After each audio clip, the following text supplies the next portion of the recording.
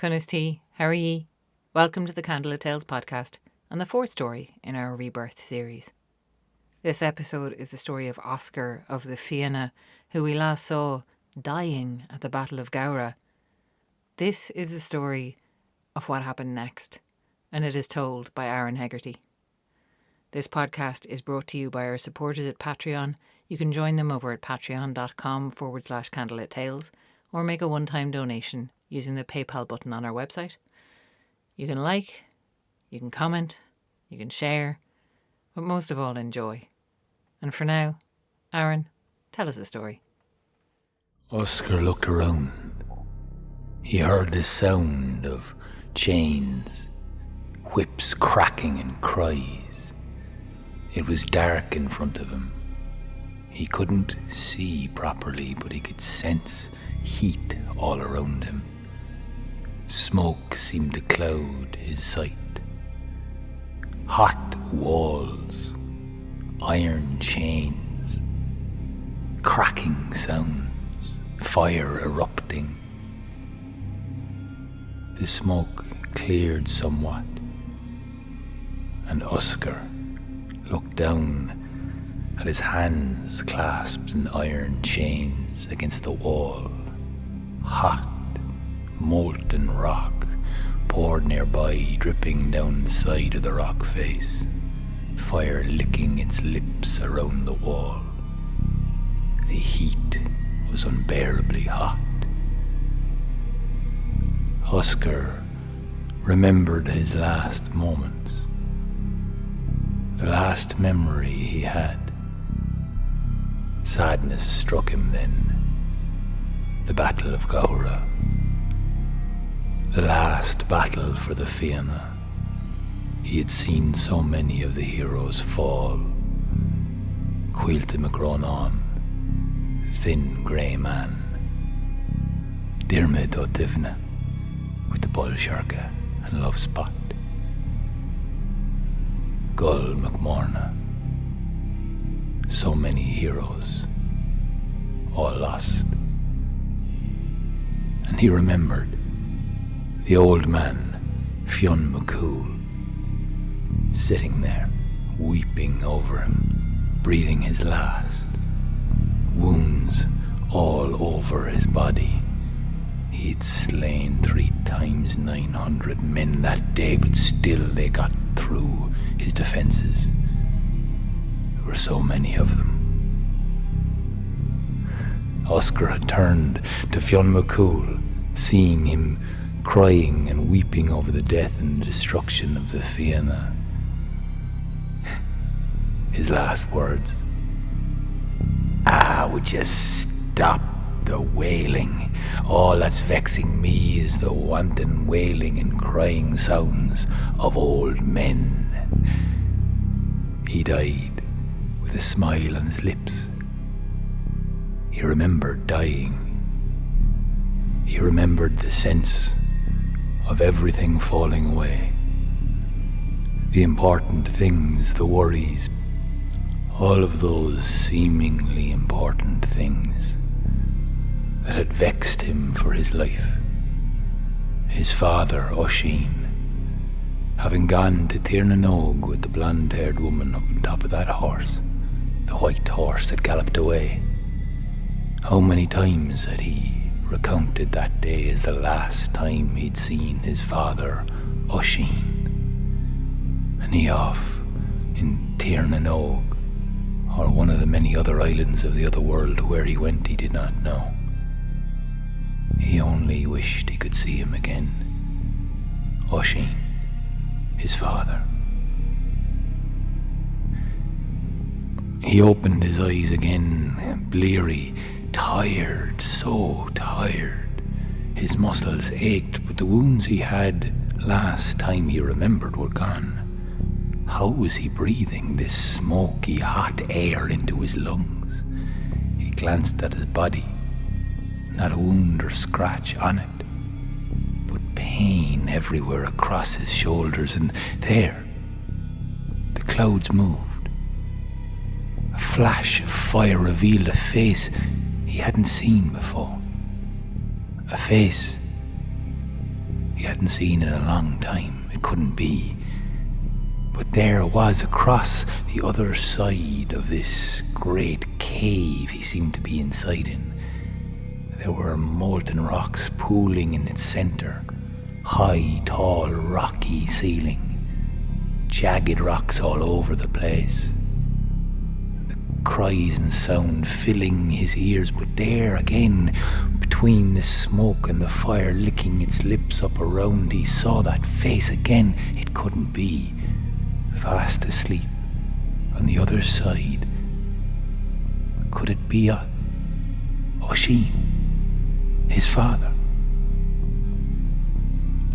And then he saw more faces of the Fianna, the heroes, the brothers in arms, the band Fianna, the women here as well, the fighters, every one of them who had fought in the Battle of Gowra. He saw so many he had seen lie dead there, chained against the walls.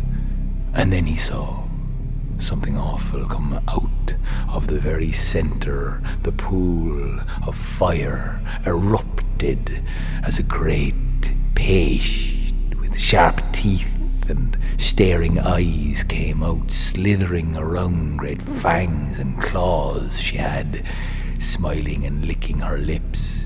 Around her, demons and creatures crawled out of the abyss of blackness. These monsters were more ferocious than he had ever seen or ever envisaged in his entire life. But there, that face again. It was. This was his father, Oisín, who had gone to Tir na Nog fast asleep. But there he saw the demons going towards him. Demons were pulling men off of their chains, stabbing them, and the cries as they inflicted awful wounds on their limbs and bodies, gouging and piercing and slashing. But as they got close to Oisín, Oscar roared, a great bellow all over the centre of this fiery pit of despair. You'll not be getting near my father. Not today. Not ever. And Oscar, with a great pull, he dislodged the rocks that his chains were buried deep within, and swinging them overhead, he crashed a skull off the rocks of a demon coming towards him. He bellowed as he ripped the chains through the rocks, and the wall fell down around him. He dove out close to the fire, so close, but swinging his chains, he knocked all of those demons down into the fiery pits. The Caer Tánach, the mother of the devil himself, glared at him then as he ran around, throwing rocks at these demons, pulling men from their chains, releasing them as the Ban Fiann called for Oscar, and he released them too, the women now raring for fight as well alongside with the men. And they, rearing their heads and battling with stones and rocks and whatever they could put in their fists, they fought a furious fight as Oscar went a beeline, making straight towards his father, Oisín. He's opened his eyes, blinking. He couldn't believe it, to see who he was looking at. But Oscar had no time for formality, or kindness, or soft words. This was the time for fighting, and he pulled his father out of the chains he was barred in, and he grabbed him and threw him into the mix of the men and women fighting then. And they went towards a shining gate, a locked-down gate, and there, Oscar couldn't believe the sight he saw. He saw Fionn McCool leading a charge against the Caer Tánach herself, battling down. He held a sword in his hand. He threw weapons to other men then, as they careered around, battling so furiously and fast. They went straight past and up towards the gate, the shining gate, and they belted it with rocks. They hit their chains, they crashed against it, and they shook. It shook, an almighty shake that brought the rocks down in the cave around them. And Oscar gleed then. He threw the men and women ahead of him then. He told them to keep fighting and go. As they burst through the gates, Oscar stood stock still and steady, ready and waiting for all of the demons of hellfire to come towards him. And he there with the chains swinging around his head, knocking them down, crashing them against rocks into the fire that they had just been tormenting them with. And with a gleeful scream, Oscar stayed behind at the back of the charge as the Cairtonach reared her head and ripped through the air, coming towards Oscar, who stared her down. And the Fianna, led by Fionn McCool, went surging from the gates of hell, with Oscar standing behind, keeping them there, making sure the demons would stay in place. As the Cairtonach tried to battle her way around him, he would not let her. Oscar, happy now to stay behind, with the rest of them running back to Ireland, through the Vale, through this world and into the next. And there they were, running towards a rebirth, a rekindling of the fire of the Fianna.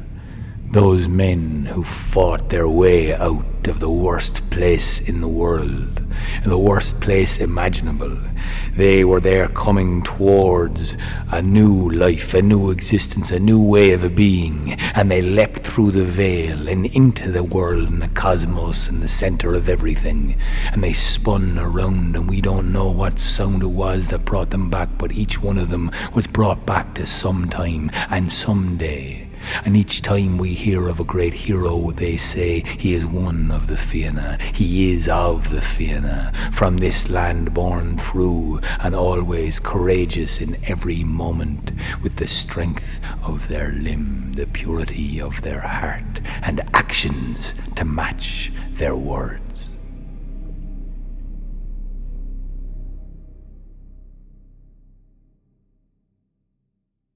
This podcast was produced and edited by Oisin Ryan and Alan Holman. You can find out more about us on our website, candlelittales.ie. And we're on all social media, so like and follow us on Facebook, Instagram and Twitter at Candlelit Tales, or send us a message or get onto our mailing list. For more videos and live streams, like and subscribe to our Candlelit Tales YouTube channel, which now has a Candlelit Tales for Kids playlist, #CandleLittleTales. Liking and subscribing to our channel really helps us grow and get to more people. And if you're able to give us more direct support, you can chip in a few bob at patreon.com/Candlelit Tales, or make a one-time donation through the PayPal button on our website.